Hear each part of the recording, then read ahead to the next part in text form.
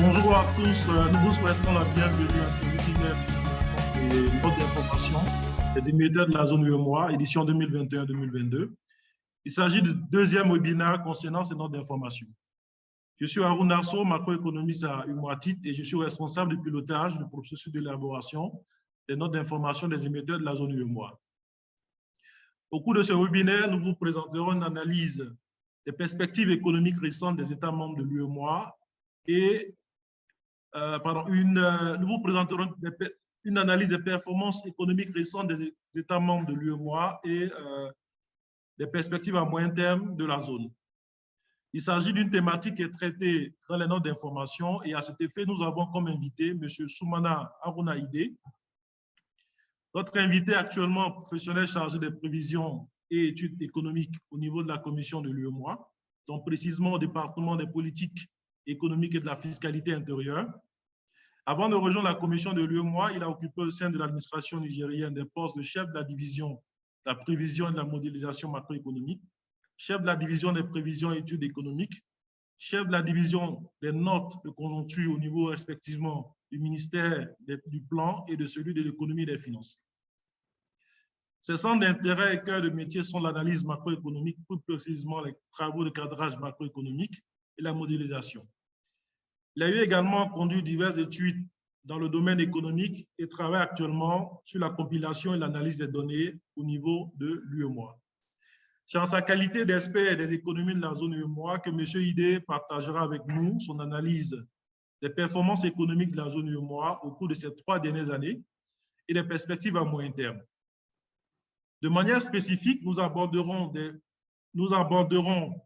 les performances économiques de la zone UEMOA sur la période 2018-2020 et les perspectives économiques à moyen terme. Et enfin, nous aborderons la contribution du marché des titres publics, donc le MTP, dans le financement des économies de la zone UEMOA, qui, au vu des évolutions récentes de ce marché, qui est devenu une alternative crédible pour le financement des économies de la zone. L'information étant capitale dans la prise de décision, UEMOA-TIT a décidé de mettre à la disposition des investisseurs du marché des titres publics des informations économiques et financières sur l'ensemble des 8 États de la zone avec le concours des trésors nationaux. Pour avoir plus d'informations sur le contenu des notes d'information, les processus d'élaboration et leur utilité dans le processus d'investissement sur le MTP, nous vous invitons à visionner le contenu du premier webinaire dédié aux notes d'information qui a eu lieu au cours du mois de mai, à travers le lien qui vous sera communiqué au niveau du chat. Chers participants, sans plus tarder, nous allons passer la parole à M.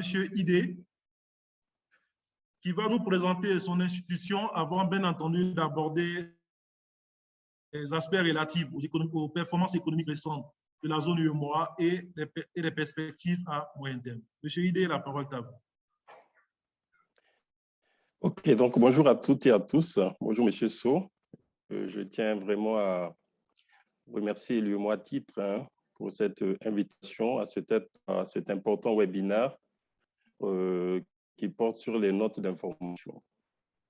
Donc, comme vous avez eu déjà à le dire, donc, je suis au niveau de la commission de l'UEMOA, plus précisément au département des politiques économiques et de la fiscalité intérieure. Donc, pour un peu présenter la commission de l'UEMOA, je pense que vous êtes déjà tous au parfum de la chose.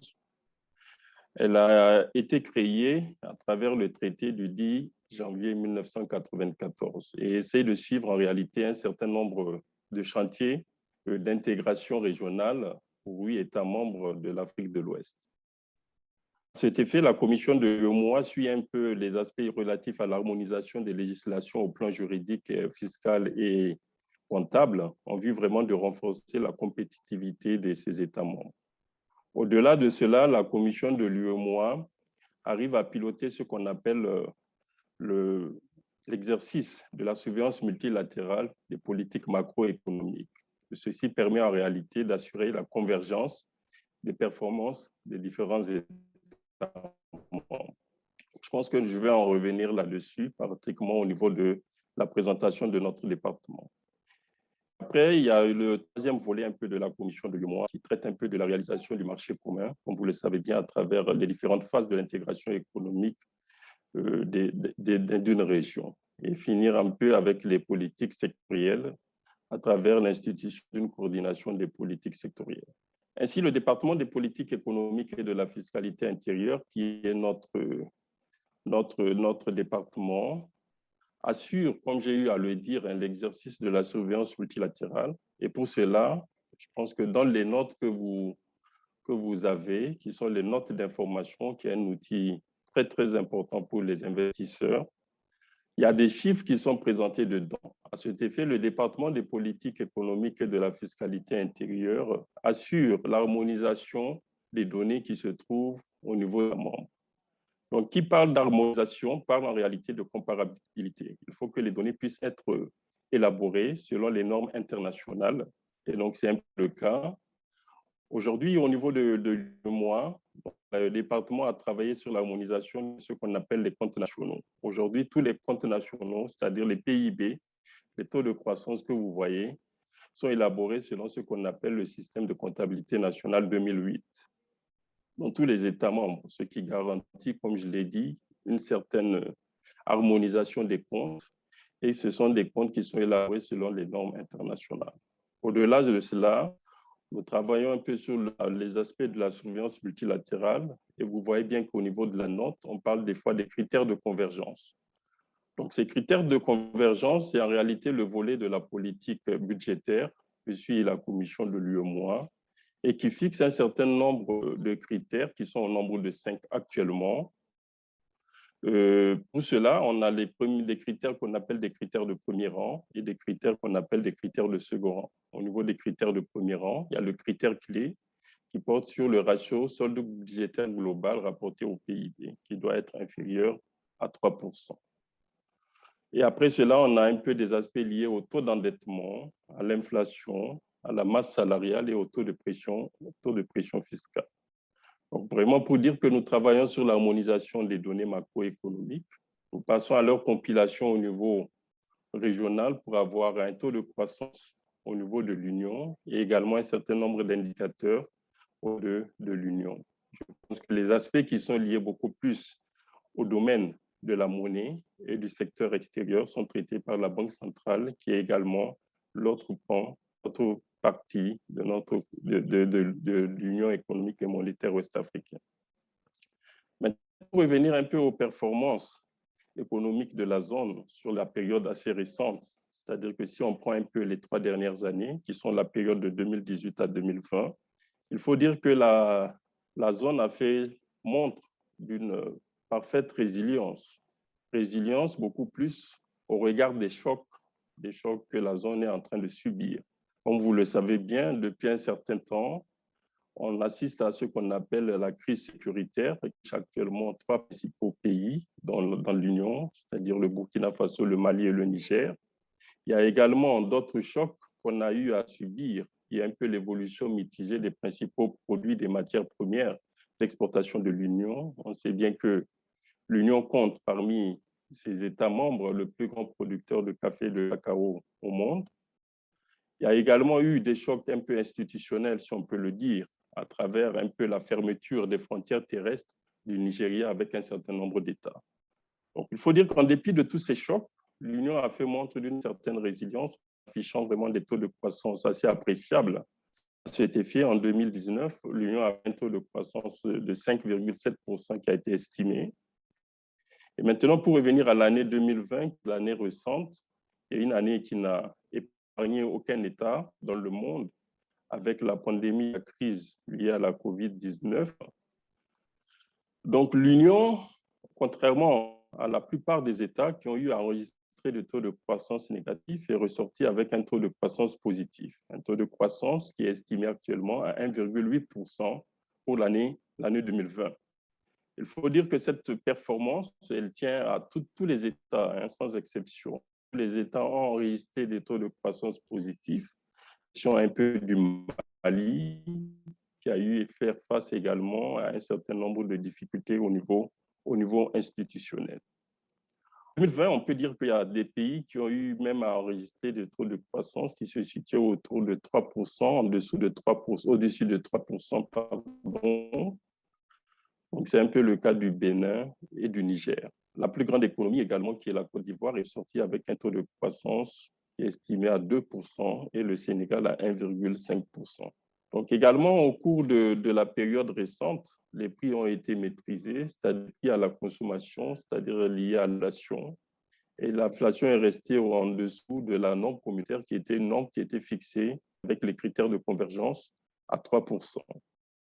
Bien qu'en 2020, au regard un peu de la situation pandémique qui a conduit un peu toutes les autorités, quelles que soient du monde, à procéder à des mises en quarantaine, qui ont eu à procéder en réalité à des restrictions assez strictes. On sait que cela crée un peu des pénuries sur les marchés locaux. L'inflation est ressortie autour de 2,1% en 2020 au niveau de l'UEMOA. Toutefois, il faut dire que l'année 2020 a été une année assez particulière parce que rappelez-vous bien que j'ai un peu parlé des critères de convergence qui est un peu lié à la politique budgétaire parce qu'il faut que lorsqu'on est dans une union, notre politique budgétaire puisse être en adéquation avec la politique monétaire que les États ont décidé de concéder à la Banque centrale des États de l'Afrique de l'Ouest, c'est-à-dire à la BCEAO. Pour cela, on a assisté à une consolidation budgétaire beaucoup plus sur l'année 2019 où on avait un déficit qui était situé autour de 2,3%. Toutefois, avec la crise sanitaire, vous savez bien que les pays ont mis en œuvre un certain nombre de plans de riposte et ces plans de riposte ont exigé, en fait, à engager beaucoup plus de dépenses au niveau d'État, mais également, il y a eu des assouplissements au niveau un peu de l'utilisation des ressources, c'est-à-dire au niveau des impôts. Il y a eu beaucoup de souplesse que les États ont eu à faire. Et pour cela, on a assisté à un creusement du déficit qui est estimé autour de 5,6% en 2020.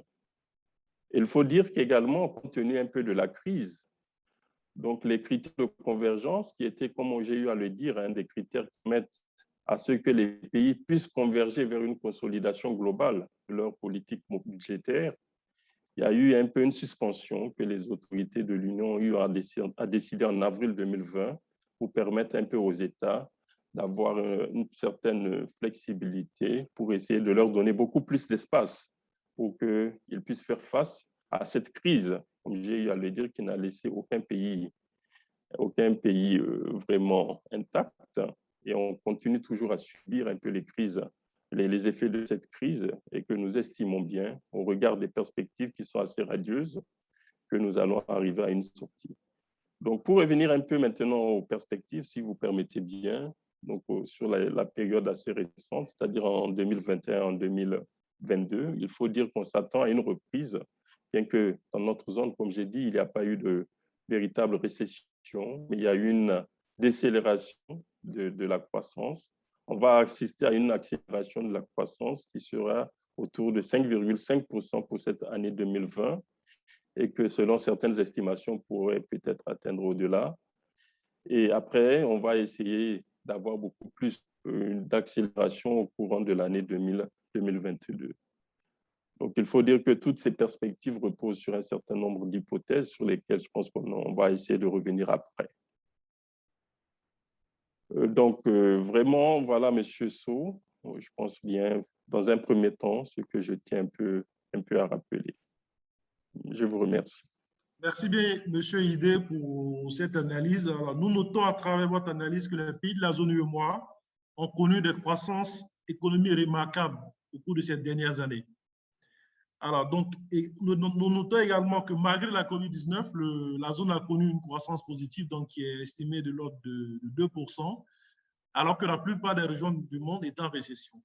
Donc, j'aimerais savoir, et on aimerait avoir en tout cas votre avis, qu'est-ce qui pourrait expliquer cette résilience de la zone? Quels sont les facteurs à votre niveau qui, selon vous, pourraient expliquer en tout cas cette résilience de la zone UEMOA? OK, merci, cher So. Merci. C'est vrai, c'est une question qui revient le plus souvent. Donc, après vraiment cette crise, comme je l'ai dit, qui n'a laissé aucun pays intact et qu'on a eu à assister à des récessions pratiquement dans tout le monde, on voit que dans notre zone, on arrive à afficher un taux de croissance qui reste toutefois positif. Positif, comme j'ai dit, qui était à l'ordre de 1,8% et qui peut aller peut-être même au-delà, atteindre les 2%. Donc, comment expliquer un peu cette résilience? Il faut dire que ça dépend un peu de la structure économique de nos États. Donc, structure économique de nos États qui repose en grande partie sur principalement deux volets. Donc, il y a le volet qu'on appelle le volet agricole et le volet de l'agriculture, qui occupe un poids assez important dans la création de richesses de tous les États membres et qui atteignent des fois pour certains États plus de 40% du PIB et pour d'autres, ça peut aller jusqu'à environ 20 à 30%.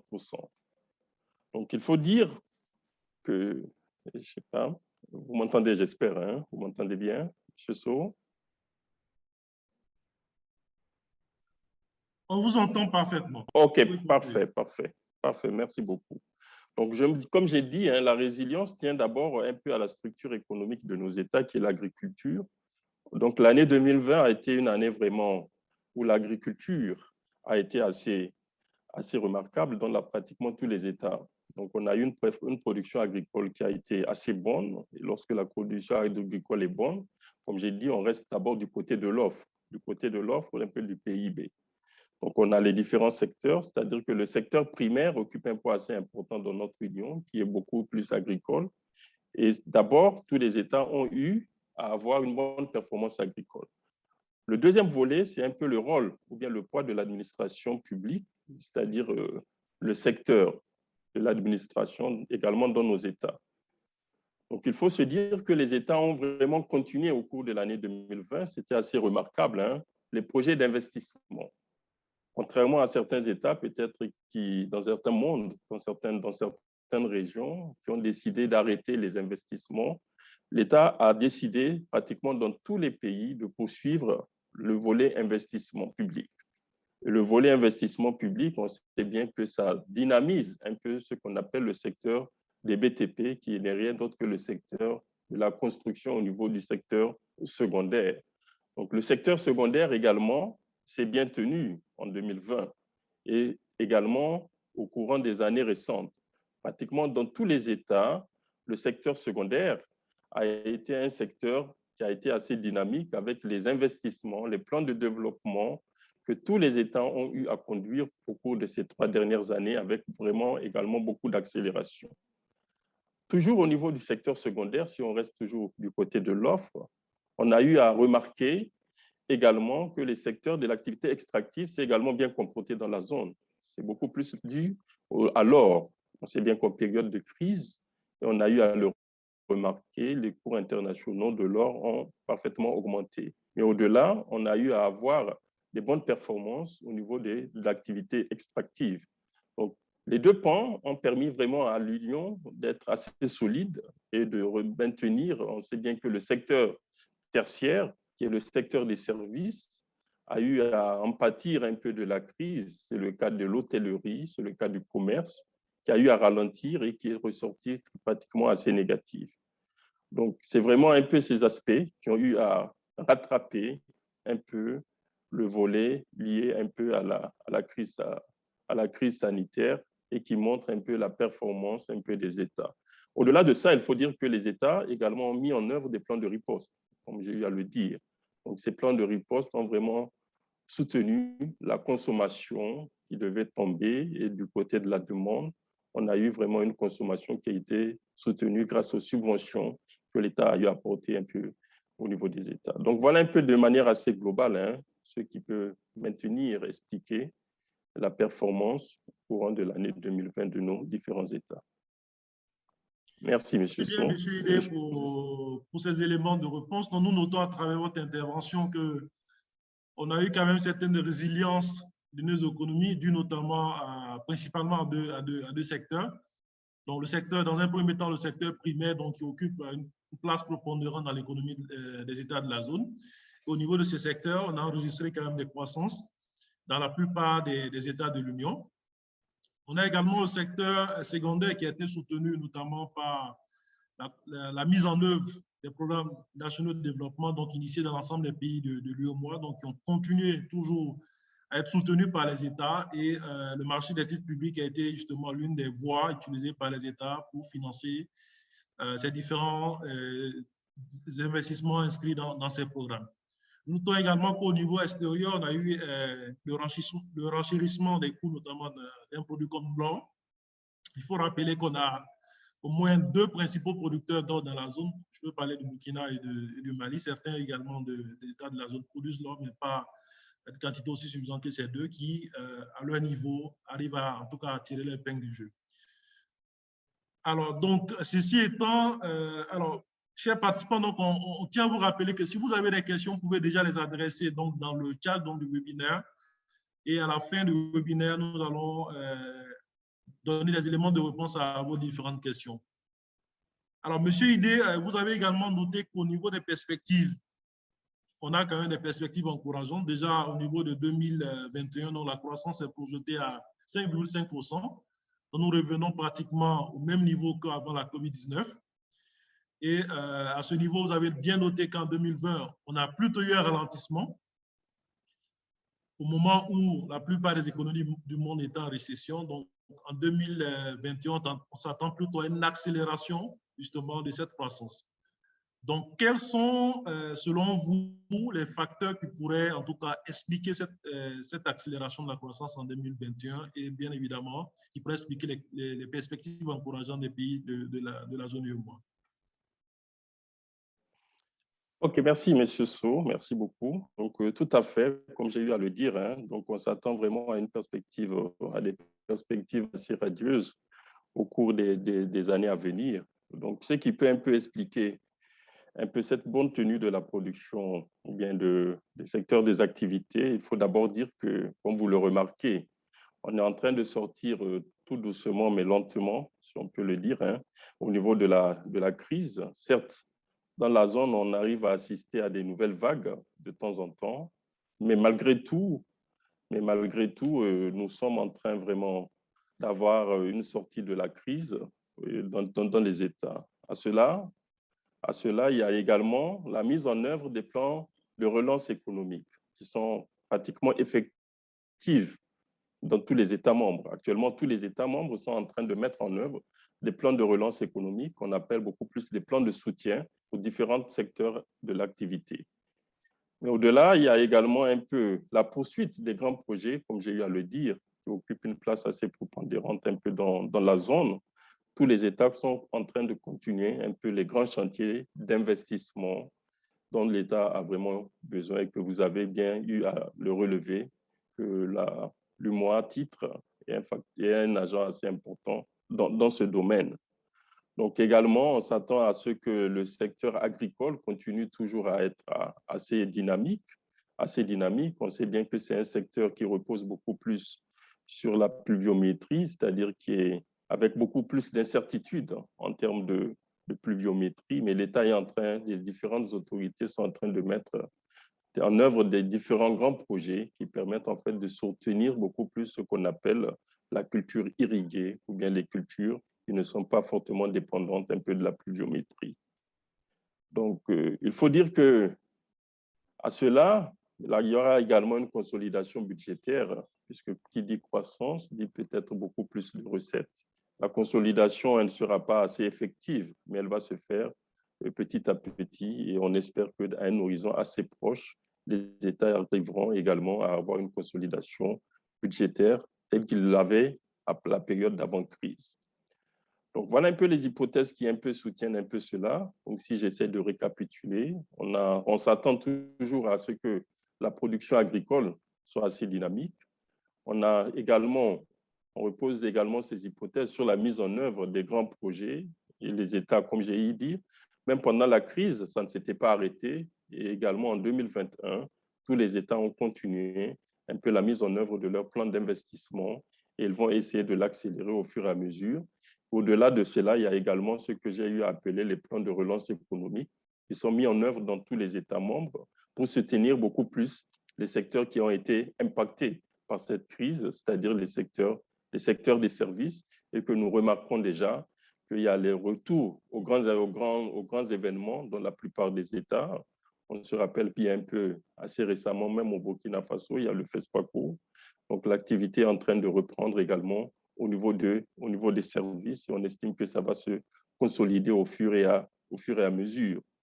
Donc, voilà un peu les hypothèses que nous avons eu à regarder et qui explique un peu cette bonne tenue de la croissance économique au cours de cette année 2021 et à l'année 2022 également, on s'y attend. Donc, il y a également un autre pan qui est un peu ce que dans toutes les grandes institutions, on essaie de faire en sorte. Je pense qu'actuellement, tous les États ont commencé la vaccination. On sait que c'est un facteur assez important également de lutte contre cette pandémie qui réserve beaucoup de surprises au monde, beaucoup de surprises, parce qu'on passe de vague en vague, mais au-delà de cela, voilà un peu. Donc, voilà un peu ce que je peux dire. Merci beaucoup.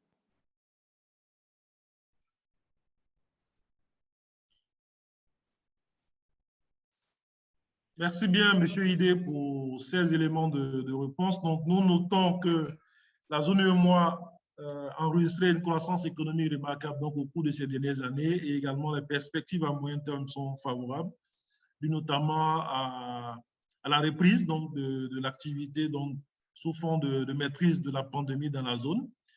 Également, nous notons la poursuite des différents travaux, différents investissements dans les secteurs donc, prioritaires au niveau des États.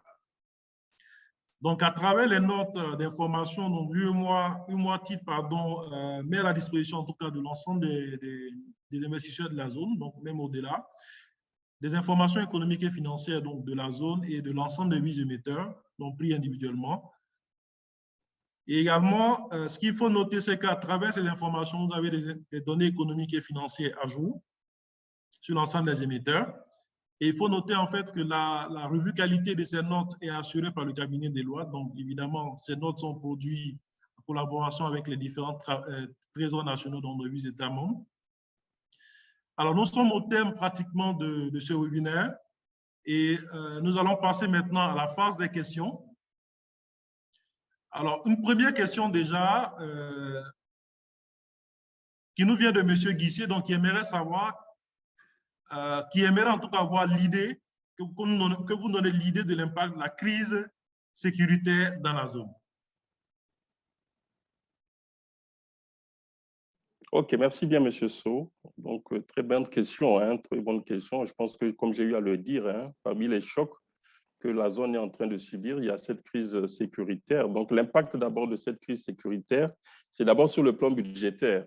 Donc, vraiment, les pays qui font face un peu à cette crise sécuritaire sont en train de mettre en œuvre beaucoup de moyens pour essayer d'y faire face. Donc, ce qui fait que ça creuse déjà un peu leur déficit. Donc, ce sont des pays qui ont des déficits assez élevés, mais malgré tout, qui continuent un peu cette consolidation. Donc, au-delà de cet aspect un peu budgétaire, il y a également l'aspect de l'activité, parce que les zones qui sont touchées un peu par cette crise sont des zones où, des fois, l'activité économique est quasi inexistante, parce qu'il y a des mouvements de la population, et ainsi de suite.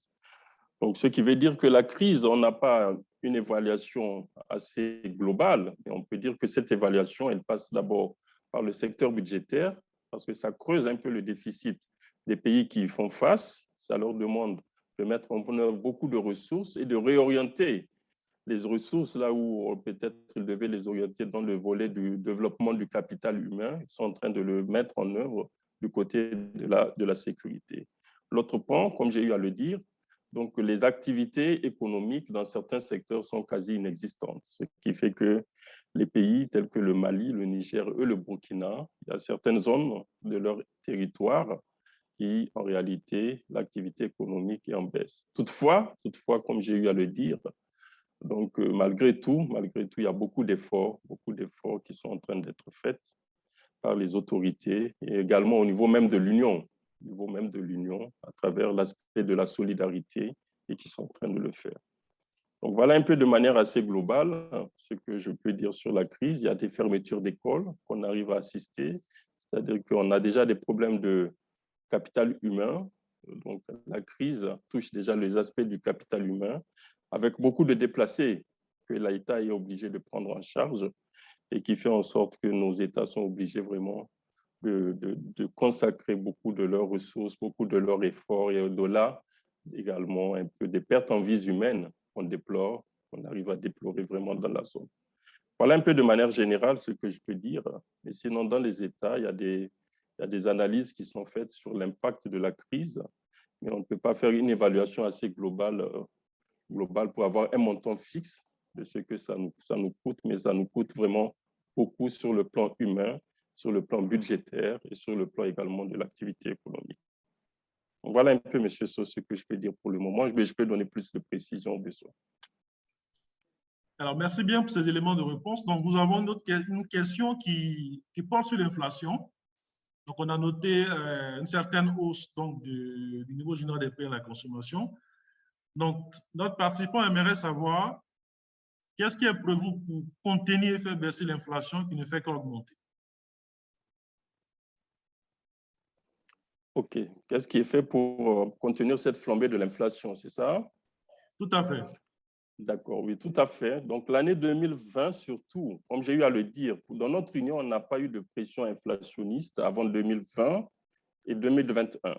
2020, comme j'ai eu à le dire, c'est dû un peu aux mesures que les États ont eu à prendre à travers les mises en quarantaine qui essaient un peu de couper l'approvisionnement un peu de certains marchés. Et les autorités ont pris beaucoup de mesures, notamment à travers les ventes à prix modérés, et je pense que ça continue actuellement dans les États. Donc, il y a des ventes à prix modérés, il y a des subventions vraiment que l'État continue à donner. Et il y a beaucoup d'États également qui s'assurent de l'approvisionnement des marchés, c'est-à-dire que les États font des stocks et que pendant des zones de rupture de stock sur les marchés, c'est l'État qui essaie maintenant de faire ressortir un peu cela pour faire un peu baisser un peu cette flambée inflationniste.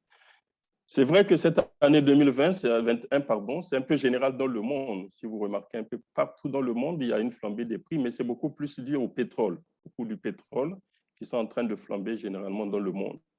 Et je pense que nous, notre inflation, elle est déjà contenue sur l'aspect monétaire à travers la politique monétaire que la Banque centrale continue vraiment à mettre en œuvre de manière assez efficace, très, très efficace. Et maintenant, sur les marchés, les États, les autorités sont en train de prendre des dispositions, déjà même, dans beaucoup de pays, les dispositions sont prises pour avoir des stocks assez importants qui vont permettre d'approvisionner les marchés lorsqu'il y aura vraiment une tension inflationniste. Donc, généralement, c'est un peu ce qui arrive à contenir l'inflation dans nos États. C'est vraiment le soutien de l'État à travers l'approvisionnement des marchés en période de rupture ou bien en période de ce qu'on appelle généralement de soudure.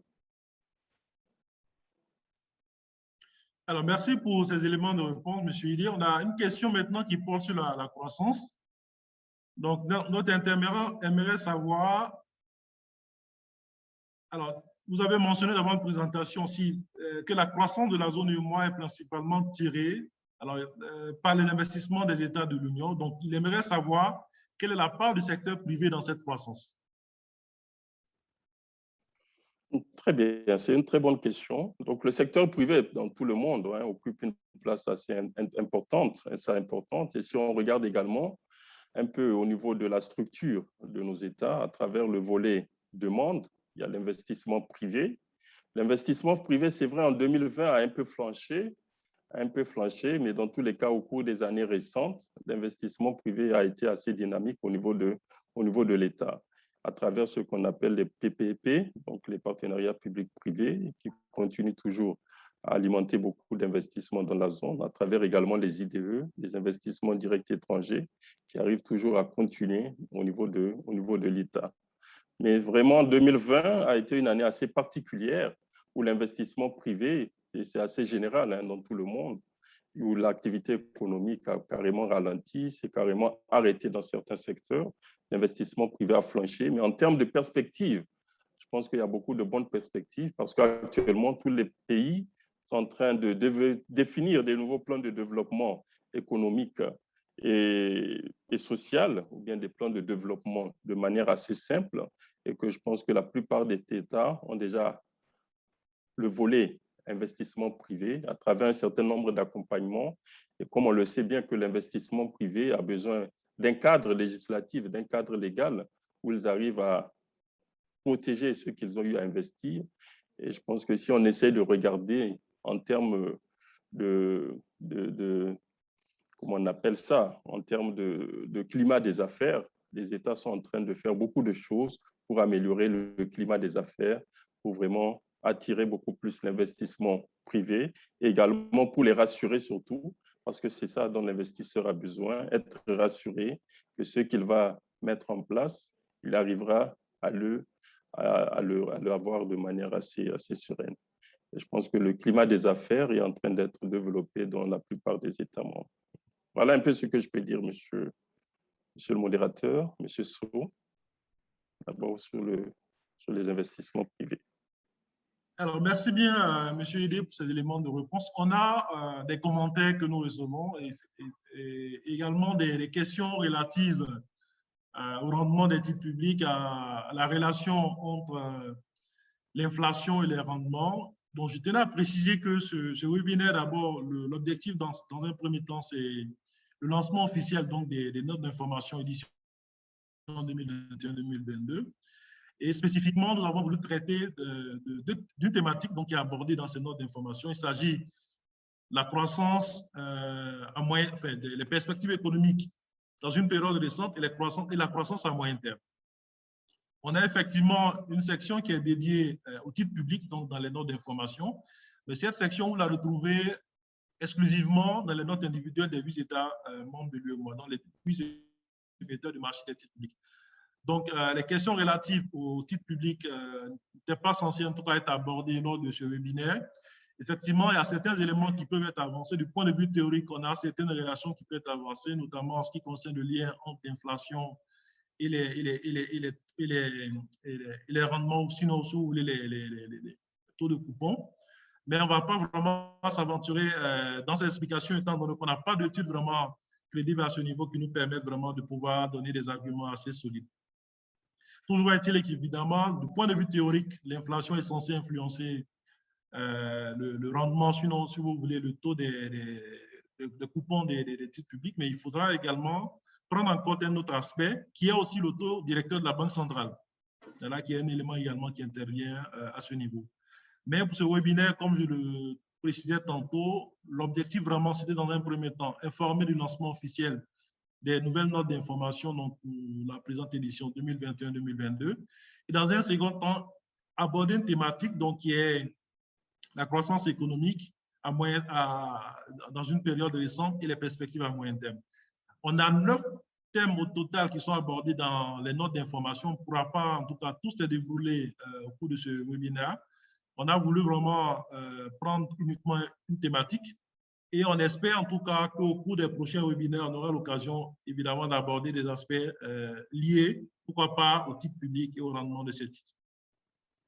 Voici la précision que je souhaiterais apporter concernant les questions relatives au titre public.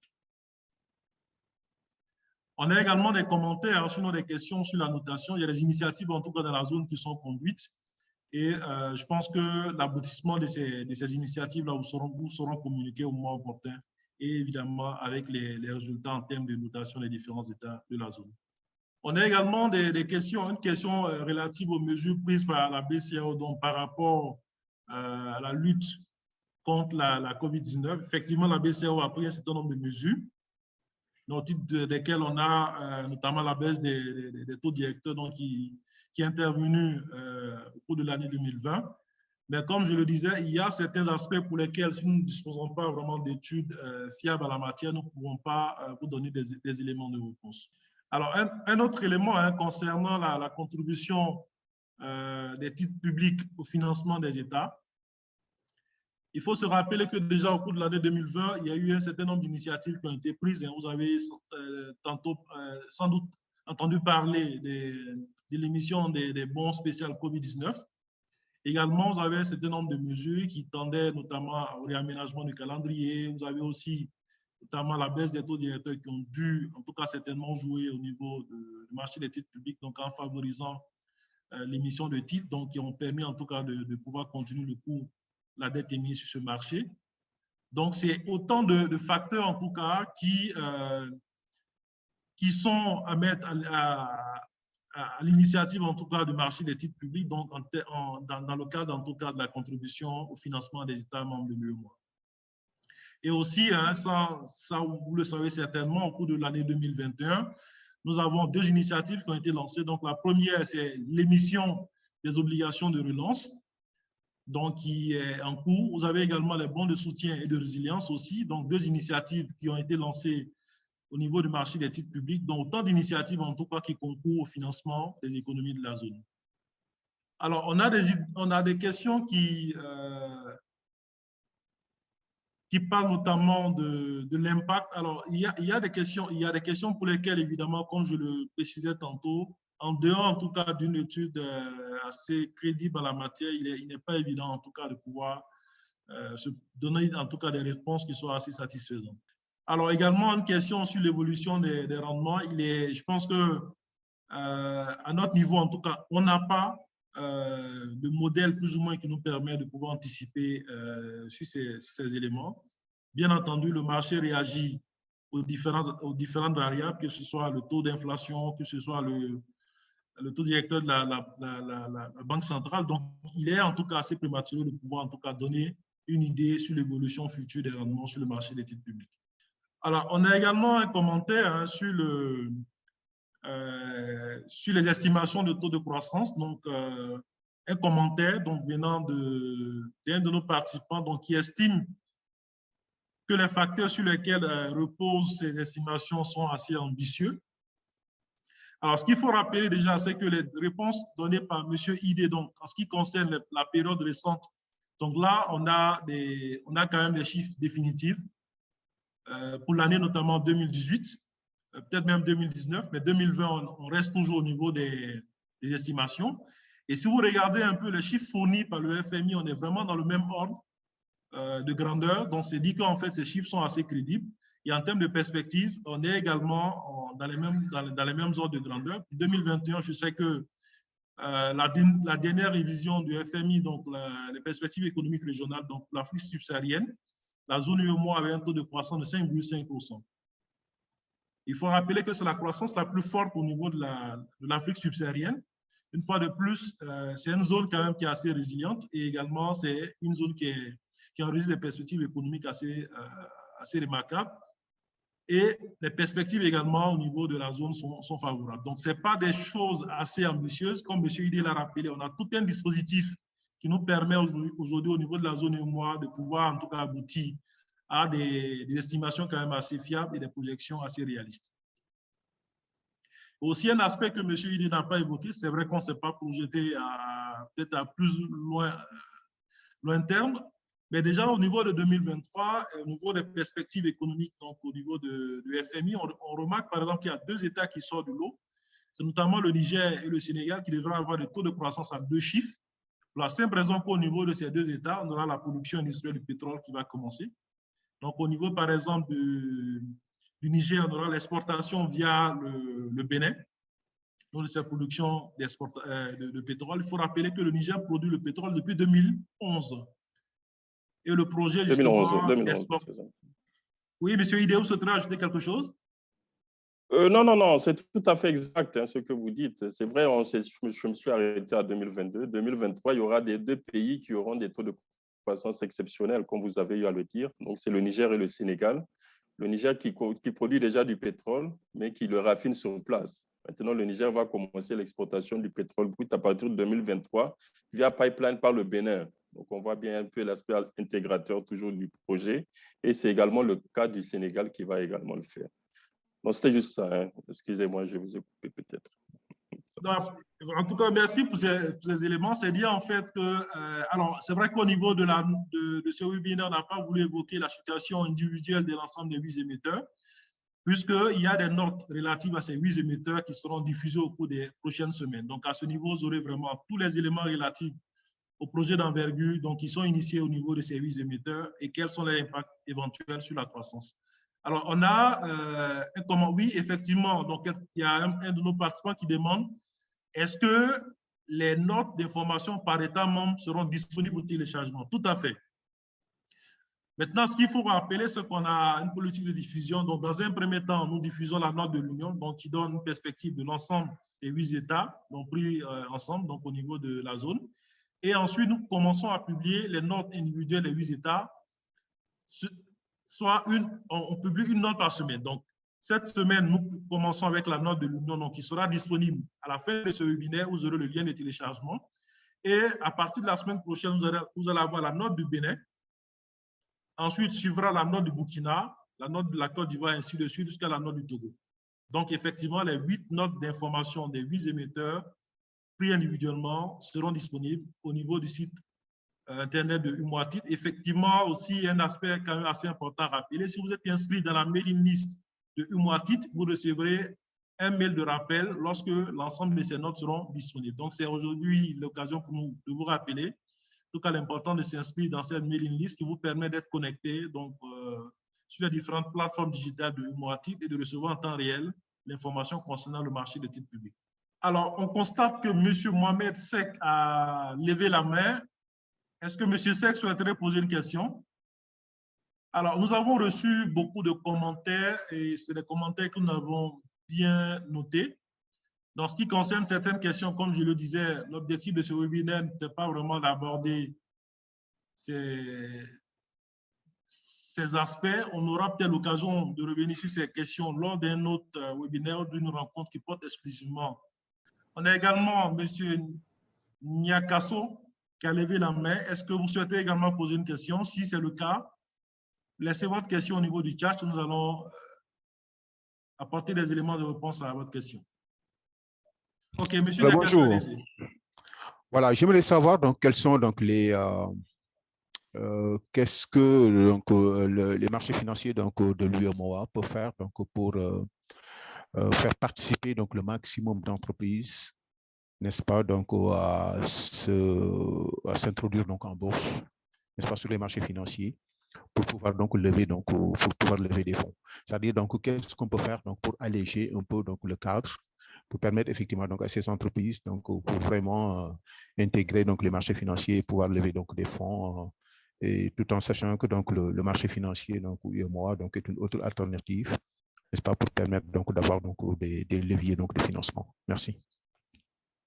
Ok, merci bien pour votre question. Alors, ce que j'aimerais déjà donner comme précision, au niveau du marché régional, nous avons une architecture donc, avec 2 compartiments. Donc, vous avez le compartiment qui est géré au niveau d'Abidjan, donc la BRVM, donc qui comprend, je dirais peut-être un sous-compartiment action et un sous-compartiment obligation. Et vous avez à côté de ce compartiment donc, géré au niveau de la BRVM, vous avez le marché des titres publics. Donc, le marché des titres publics est un marché destiné exclusivement aux titres des émetteurs souverains que sont les 8 États de l'UEMOA. Donc, ici, les émetteurs concernés, c'est uniquement les États membres de l'UEMOA. Donc, nous n'avons pas, les entreprises n'ont pas accès au marché des titres publics. Donc, votre question s'adresse beaucoup plus au niveau du compartiment qui est géré au niveau de la BRVM. Donc, comme je le disais, bon, ce webinaire n'avait pas vocation, en tout cas, de traiter ces questions. Mais lorsque vous allez télécharger la note de l'Union, donc la note qui sera disponible à la fin de ce webinaire, vous avez une section qui est dédiée à la description de l'architecture du marché financier régional. Donc, qui vous permettra d'avoir des informations de comment est-ce que ce marché fonctionne et comment est-ce qu'on doit s'y prendre lorsqu'on veut évidemment accéder, que ce soit sur le marché des titres publics, mais également sur le compartiment géré au niveau de la BRVM.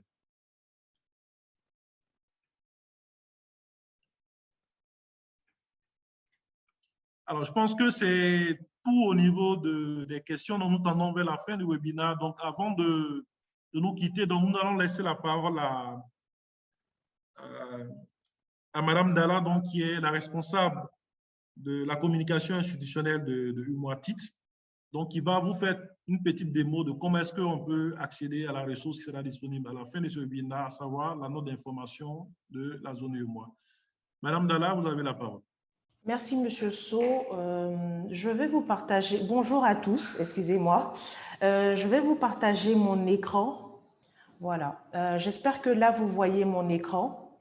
Donc, déjà dans le chat, je vous ai partagé le lien qui vous renvoie directement sur la page qui héberge qui va héberger les notes d'information. Et ce que je vous présente en ce moment, c'est la page d'accueil du site de UMOATIT, donc www.umoatitre.org, umoatitres.org. Donc, vous tombez sur cette page d'accueil-là. Vous voyez qu'ici, il y a le visuel donc, qui vous permet de télécharger donc la note d'information de votre choix. Vous cliquez sur ce lien-là. Il vous renvoie donc au formulaire d'accès à la ressource, donc aux notes d'information. Donc là, il y a mes informations que je rentre et je clique sur télécharger. Et une fois que je clique sur télécharger, vous verrez ici, voilà, vous verrez là en descendant qu'il y a la note de la zone UMOA qui apparaît. Et donc, au fur et à mesure, comme on vous a dit, chaque semaine, vous verrez en fait les notes qui vont être publiées au fur et à mesure. Et bien entendu, vous serez informé via nos réseaux sociaux, par mailing, si vous êtes dans notre mailing list, dans notre liste de diffusion de la disponibilité des notes.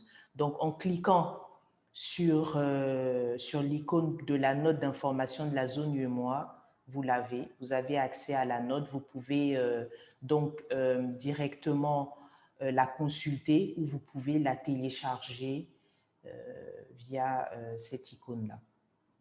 Et donc, je rappelle que dans le chat, j'ai mis le lien d'accès à la page. Et n'hésitez pas à revenir vers moi si vous avez des difficultés à accéder à la note d'information et je vous partagerai mon email dans le chat également. Merci.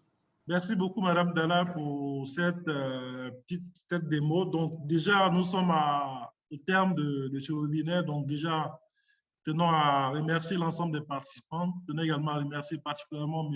Idé, donc, qui a bien voulu partager son expertise sur les économies de la zone UEMOA. Donc, comme Mme Dalla l'a si bien dit, donc déjà la note de l'Union est disponible donc pour être téléchargée et le lien de téléchargement vient d'être partagé dans le chat. Alors, nous vous invitons à rester connectés en tout cas à nos différentes plateformes digitales donc pour avoir l'ensemble des informations disponibles sur le marché des titres publics. Et l'information du marché des titres publics cette semaine, c'est bien évidemment l'émission inédite de l'État du Togo, donc pour ce vendredi 19 novembre, qui porte sur les obligations de relance, de maturité 15 ans pour un montant mis en adjudication de 50 milliards et un coupon de 6,30%.